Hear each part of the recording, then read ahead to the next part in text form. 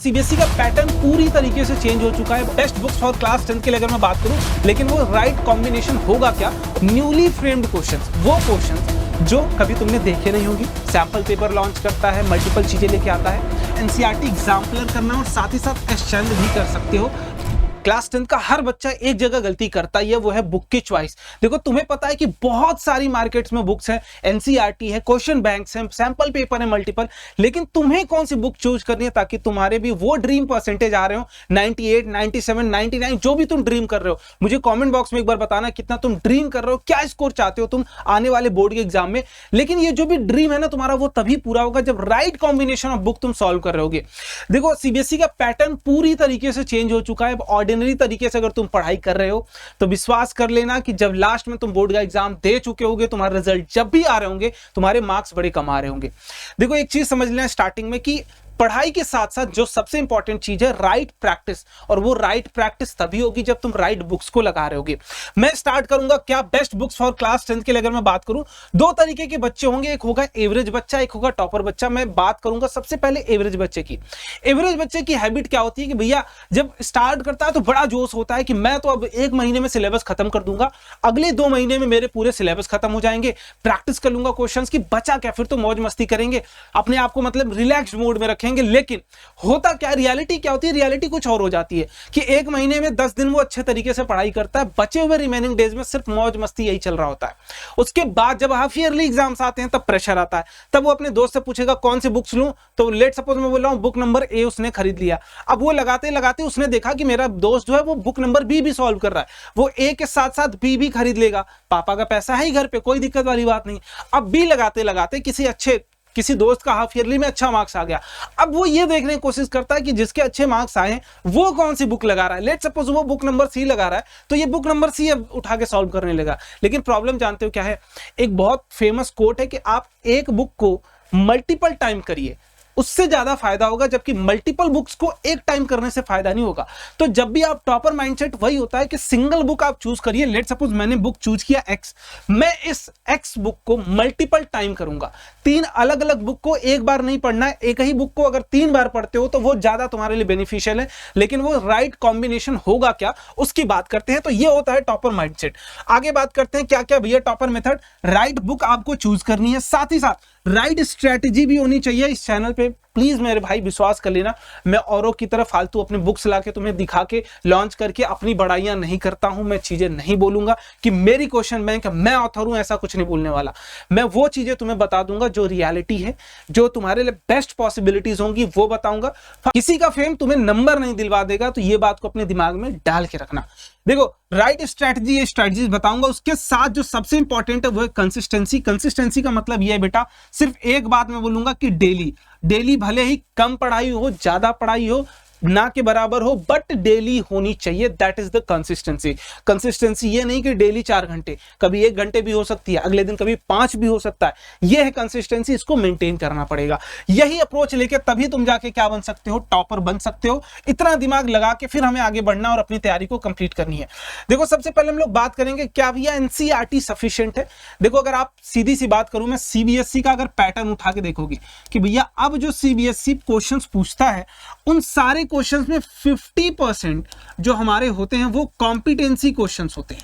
कैसे क्वेश्चंस होते हैं? Competency questions. ये कॉम्पिटेंसी क्वेश्चंस क्या होते हैं? न्यूली फ्रेम्ड क्वेश्चंस, वो क्वेश्चंस जो कभी तुमने देखे नहीं होंगे, जिन पैटर्न के क्वेश्चन तुमने कभी सॉल्व नहीं किया होगा, एकदम नया क्वेश्चन। हाँ, अब अगर तुम ये पुराने वाले टीचर्स की बात मान के जाते हो, या फिर वो हवा बनाने वाले टीचर्स की बात मान के जाते हो कि मैं जो करा दूंगा वही आएगा, वो वाली चीज प्लीज अपने दिमाग से हटा देना। क्योंकि जो भी तुम कराओगे, जो भी मैं कराऊंगा या कोई ऑर्डिनरी टीचर कराएगा, वो कॉन्सेप्ट कराएगा।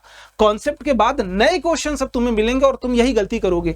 90% बच्चे यही गलती करने वाले हैं इस साल कि वो क्या करेंगे भैया, वो माइंडसेट लेके जाएंगे कि हम तो जो क्वेश्चन करके जाएंगे, जिस भी पैटर्न का क्वेश्चन करके जाएंगे, बस उसी पैटर्न का क्वेश्चन आएगा। नहीं, कॉन्सेप्ट अप्लाई करके नया क्वेश्चन भी तुम्हारे सामने आ सकता है। तो मैं सीधी सीधी अब इस बार से ये बात बोल सकता हूं कि NCERT is not sufficient. NCERT के साथ साथ प्रैक्टिस तुम्हें जम के करनी पड़ेगी।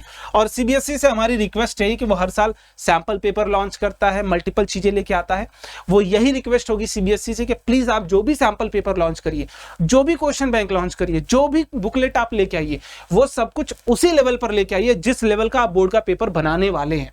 अदरवाइज आप उस तरीके का मत बनाइए कि सैंपल पेपर बहुत इजी बना दिया, पेपर बहुत टफ कर दिया। प्लीज हाथ जोड़ के रिक्वेस्ट आपसे सीबीएसई से, अगर आप ये वीडियो देख रहे हो या फिर कहीं से भी कोई भी अगर आप तक ये सोर्स पहुंच रहा है, प्लीज जिस लेवल का आप क्वेश्चन बैंक बनाए, सैंपल पेपर बनाए, उसी लेवल का पेपर बनाइए। हम यही एक्सपेक्ट करके भी चल रहे होंगे।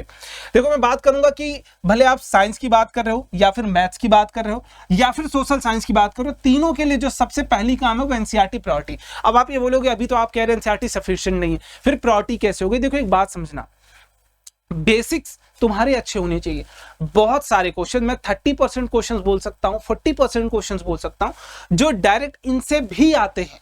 ऐसा नहीं कि एनसीईआरटी का मतलब है 50% कॉम्पिटेंसी बेस्ड क्वेश्चंस आएंगे तो हम पढ़ेंगे ही नहीं अब क्योंकि उससे तो आएंगे नहीं। 30% तक के क्वेश्चन अभी भी इनसे आएंगे और बचे हुए जो 70% क्वेश्चन उनके बेस भी तुम्हारे यही क्लियर होंगे। तो साइंस भी तुम्हें एनसीईआरटी से करनी है, लाइन बाय लाइन करनी है, मैथ्स के एक एक एग्जांपल सॉल्व कर जाने हैं तुम्हें, और यहाँ पर सोशल साइंस भी लाइन बाय लाइन पढ़नी है, अंडरलाइन करते चलना। एनसीईआरटी बुक जितनी गंदी कर सकते हो कर लेना, कभी ये मत सोच के रखना कि मैं बहुत फ्रेश लेके रखूंगा, बेचना नहीं ना अगले साल तुम्हें, अगर बेचना हो तो रखे रहना।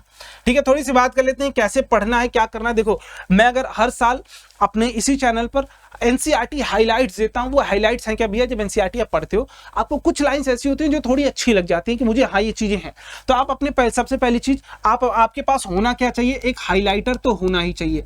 सबसे पहली जो चीज है वो हाइलाइटर होनी चाहिए, और दूसरी जो चीज होनी चाहिए वो होनी चाहिए आपके पास पेंसिल, कि एक हाइलाइटर पिक कर लो, एक पेंसिल पिक कर लो। करना क्या है, इसका यूज क्या है? देखो जब हम कोई भी चीज पढ़ रहे हैं, actually chemical reaction involve the breaking and making of bond between the atoms produce new substances. तो ये मुझे लाइन थोड़ी सी अच्छी लगी केमिकल रिएक्शन के बारे में, मैंने उसको हाईलाइट कर लिया। आगे जैसे मैंने देखा एक्टिविटी, ये वाली इंपॉर्टेंट बार बार पूछी जाती है। यहां से कैल्शियम ऑक्साइड रिएक्ट विग्रसली, कैसा रिएक्ट करता है? विग्रसली रिएक्ट करता है with water to produce slaked lime, क्या? Calcium hydroxide, releasing a large amount of heat. अब जैसे ही मुझे यहाँ कोई भी चीज समझ में आती है, मैं यहाँ पे लिख लूंगा, क्या लिखूंगा? यहाँ पे लिख लूंगा कैल्शियम हाइड्रोक्साइड प्लस H2O। ये क्या होती है? एक्सोथर्मिक रिएक्शन होती है। मैं यहीं पर बुक के बगल में इस बात को लिख लूंगा। मुझे जो भी चीज नहीं समझ में आएगी, जो भी चीज मुझे लगेगा ये इंपॉर्टेंट है, बुक से मुझे डायरेक्ट समझ में आ सकता है कि जैसे यहां मैंने रिएक्शन देखा, मैं जैसे बुक दोबारा पढ़ने जाऊंगा ये लाइन मुझे डायरेक्ट दिखेगी, इन दोनों का रिएक्शन एक्सोथर्मिक होता है। साथ ही साथ मैं लिख दूंगा कि विग्रसली होता है। विग्रसली का मतलब बहुत तेजी से होता है और बहुत एनर्जी रिलीज होती है यहाँ से।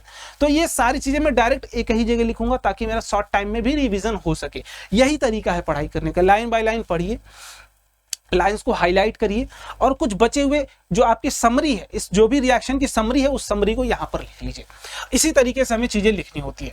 आगे बात करते हैं एक एक करके, भैया बुक कौन से सेट ऑफ बुक्स हम लें। देखो मैं पर्टिकुलर किसी पब्लिकेशन का नाम नहीं लूंगा, बट क्या लेना है, किस तरीके की चीजें लेनी है वो मैं बता देता हूं तुम्हें। सबसे पहले बात करते हैं साइंस के लिए जो पहला काम है वो है तुम्हारे पास एनसीईआरटी होनी चाहिए। बहुत सारे बच्चे एनसीईआरटी खरीदते ही नहीं है। पापा का पैसा मत बचाओ बेटा, तुम पापा से कहो एनसीईआरटी तुम्हें मिल जाएगी, पढ़ाई कर लो। अगली चीज है क्या? एनसीईआरटी एग्जाम्पलर करना, और साथ ही साथ एशचंद भी कर सकते हो। ये तुम्हारी एडवांस बुक हो जाएगी थोड़ी सी, एनसीईआरटी के बाद एशचंद कर लोगे। साइंस में उस लेवल तक का भी पेपर नहीं देखा गया है, नहीं तो लोग अभी भी और क्लेम कर रहे होते कि जो मैं पढ़ाया वही आया, ठीक फैल गए होते अभी अगर ढंग का पेपर आ जाता तो। बट एनसीईआरटी के बाद एशचंद कर लो, उसके बाद एनसीईआरटी एग्जाम्पलर तुम्हें सॉल्व करना है। एक कोई भी क्वेश्चन बैंक ले लो, लगभग सारे सिमिलर क्वेश्चन बैंक ही मिलेंगे, ठीक है, कोई दिक्कत नहीं है। बट एक क्वेश्चन बैंक आपको सीबीएसई भी प्रोवाइड करती है, किसकी? Competency booklet. ये किसकी बुकलेट प्रोवाइड करती है? तो कॉम्पिटेंसी बुकलेट आपको देती है। वो बुकलेट आपने सॉल्व करना है सबसे पहले, उसके बाद कोई सा भी उठा लेना, वो सवाल कर लेना, एजुकार्ड कर लेना, जैसा तुमको लेना हो ले लेना, ठीक है, मैं एक बार देखूंगा किसकी बेस्ट आ रही है इस सेशन वाली, उसके बाद एक प्रॉपर वीडियो इस चैनल पर मैं बना दूंगा। ठीक है, अगली जो चीज लेनी है वो है सैंपल पेपर, बट ये सैंपल पेपर हाफ ईयरली के बाद लेना। ये सैंपल पेपर आपको सीबीएसई का भी सॉल्व करना है जो कि सीबीएसई दे, और एक्स्ट्रा मार्केट वाला भी आपको लेके करना है। मैं दोनों के लिए बताऊंगा किसके बेस्ट है, ठीक है, किसके मोस्ट रिलेवेंट है। इस बार के नए पैटर्न थोड़ा बनाना पड़ेगा, तो जब बुक्स ये आएंगी मैं आपको कंप्लीट क्लियर कट बता दूंगा किस पब्लिकेशन की क्या लेनी है। ठीक है, तो यही सीक्वेंस आपको फॉलो करना है। उसके बाद मैथ्स में भी एनसीईआरटी लगाना बेटा, एनसीईआरटी के बाद एनसीईआरटी एग्जाम्पलर करना है, आरडी शर्मा आपको करना है, आरएस अग्रवाल से काम नहीं बनेगा, क्वेश्चन बैंक ले लेना है, सीबीएसई वाला भी लगाना है प्लस मार्केट वाला भी, उसके बाद सैंपल पेपर लगाना है। आगे सोशल साइंस की अगर मैं बात करता हूं, एनसीईआरटी करनी है, एनसीईआरटी के बाद एनसीईआरटी एग्जाम्पलर कर लेना है, ठीक है, ऑल इन वन यहाँ पे कर लेना है। उसके बाद क्वेश्चन बैंक तुम्हें सॉल्व करनी है और सैंपल पेपर लास्ट में जाके सॉल्व करना है। बस इतना ही तरीका है, इससे बाहर कोई कुछ करने की जरूरत नहीं है। अब तुम्हारा काम ये होगा कि भैया बेस्ट बुक्स आपने बता दी, मैं कितना टारगेट स्कोर करना चाहता हूं, 95 करना चाहता हूं, 98 करना चाहता हूं, 99 करना चाहता हूं, मुझे आप कमेंट बॉक्स में बताओगे, ठीक है। और इतना अचीव करने के लिए जितनी मेहनत हो सकती है उतनी मेहनत तुम करोगे, मुझसे प्रॉमिस करके जाना कि भैया मैं प्रॉमिस करता हूं मैं 95 के लिए मेहनत करूंगा, 97 के लिए मेहनत करूंगा, बहुत अच्छे से पढ़ाई करूंगा। बाकी और तुम्हारे कोई भी मन में सवाल हो, किसी भी तरीके की तुम्हें वीडियो चाहिए, मुझे कमेंट बॉक्स में जरूर बताना। मिलते हैं अगले वीडियो में, बाय बाय, जय हिंद।